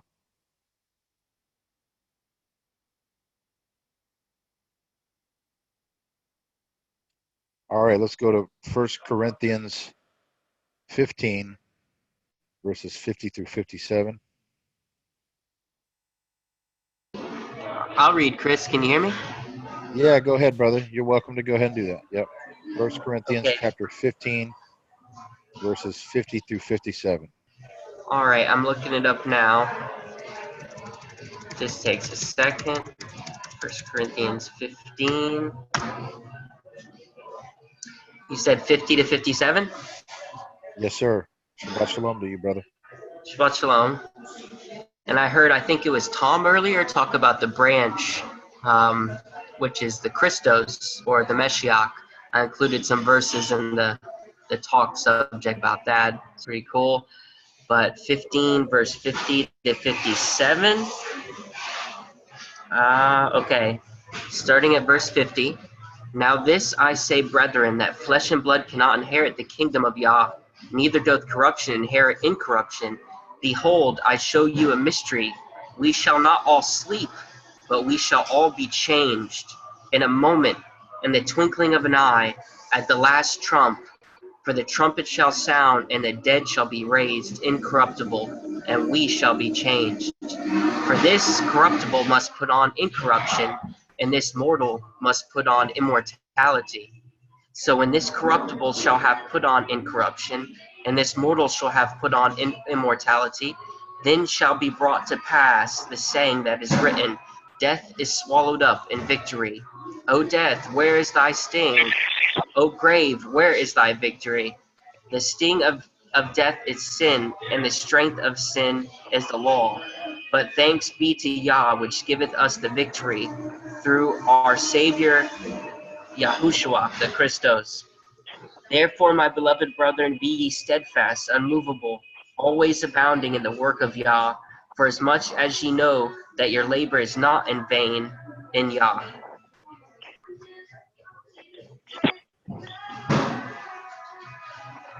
Amen. Thank you, brother. Any thoughts on that? Corruptible becoming incorruptible. The last trump. The resurrection. Any thoughts? It reminds me of like the transfiguration, you know, when we're given our bodies of light, our bodies, our immortal bodies, our heavenly bodies, you know, this corruptible flesh, you know, will one day be a part of a heavenly body, and it'll be beautiful. No more pain, no more suffering. Because what do we have? We have nerve endings for pain, right? You step on a nail or something, nerves shoot up to your brain and you feel it. But if you have a body that's not made of flesh, that's made from Yah, of an incorruptible body, there's no more disease, there's no more pain, there's no more suffering. It'll all be beautiful, and we'll be one with the light and one with our Father. It'll be an amazing day, amazing time.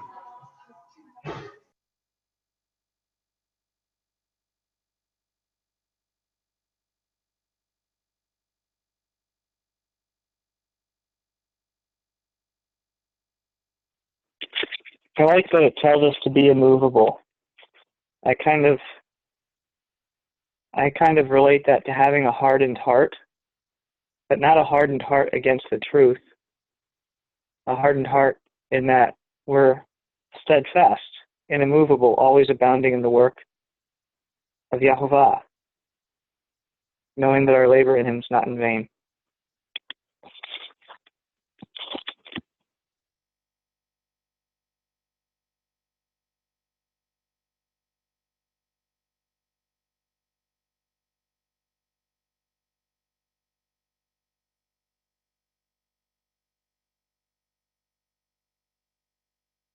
Anyone else? Anybody else?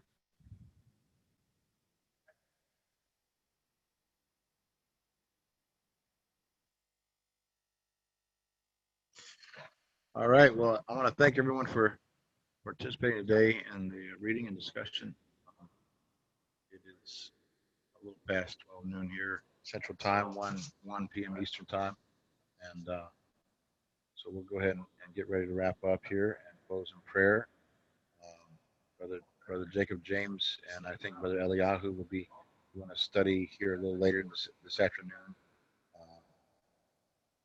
Brother Max, do you know what time they're doing that by chance today? Jacob left already. It's been 1 o'clock Pacific time. 1 o'clock Pacific time, most likely. So if you want to join back into this same Zoom channel later on today, you're welcome to do that. And so thank you everybody again for commenting and midrashing and discussing all these things. Thank you for the songs. Let's see, is Brother Richard still here? Yeah.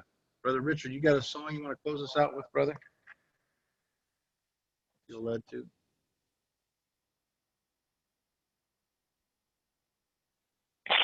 Hey, safe travels, Chris. Glad you were able to get out there and be the light to some people in Minnesota. Hey, give me a second.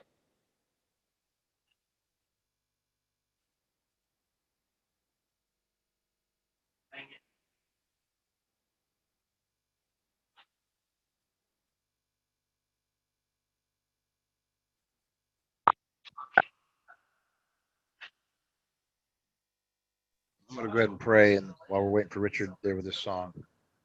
And so, Father Yah, we thank you for this Shabbat day where we gather together from all over the place, from the four winds, and how you're gathering your elect by waking us up out of Babylon and bringing us close to you, Father. We thank you for your word in the Torah and in the prophets and the writings and in the Brit Hadasha, that we can glean from it every day, not just on Shabbat, but that we can glean from your word and your truth every day and live by it. I pray for a special blessing over each and every one here and those that can't be here with us today for the remainder of their Shabbat, that it will be a blessed day for their families or wherever they're at, and that we have a blessed week wherever we're going, places of business, places of school, places of work. We just thank you and praise you in Yeshua's name for all the wonderful blessings you bestow on us, children. Amen and hallelujah. Amen.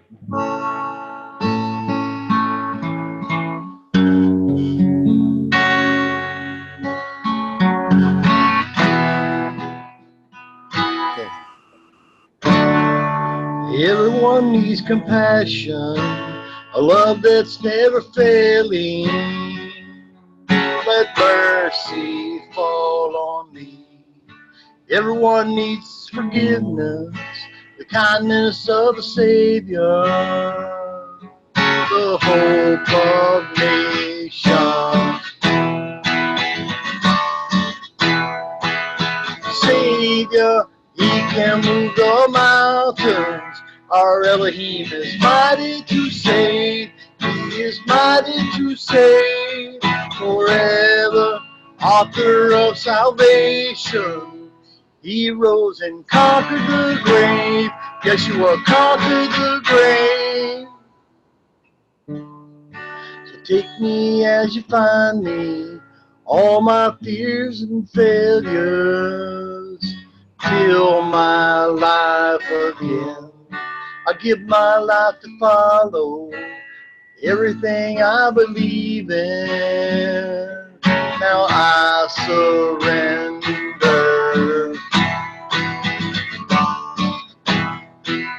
Savior, He can move the mountains. Our Elohim is mighty to save. He is mighty to save forever. Author of salvation. He rose and conquered the grave. Yeshua conquered the grave. Shine your light and let the whole world see. We're singing for the glory of the risen King. Yeshua, shine your light and let the whole world see. We're singing for the glory of the risen King. Shine your light and let the whole world see. We're singing for the glory of the risen King. Yeshua, shine your light and let the whole world see. We're singing for the glory of the risen King. Our Savior, He can move our mountains. And our Elohim is mighty to save. He is mighty to save. And forever, He's the author of salvation. He rose and conquered the grave. Yeshua conquered the grave. I'm going to sing with you, Richard. Hallelujah. Man, Hallelujah. I pray that you all have a wonderful Shabbat. That was awesome.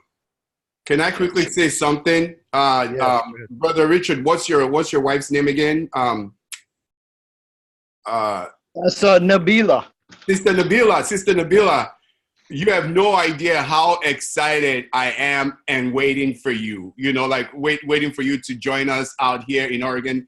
And me and my brother John already have a present for both of you. You are going to love it. We are giving you guys your first home married present. So we got something amazing for you that it's going to just, so when you get here, we're all waiting and we got something for you too. And then Brother Chris, please call me after this. You're in Minnesota. I need you to go pick up my son. Okay. So. Okay, brother. Yeah, I need you to go spend some time with Amen. I'm going to call his mom. All right. Shabbat shalom, everyone. I hope you all have a wonderful day. Shabbat shalom, everyone.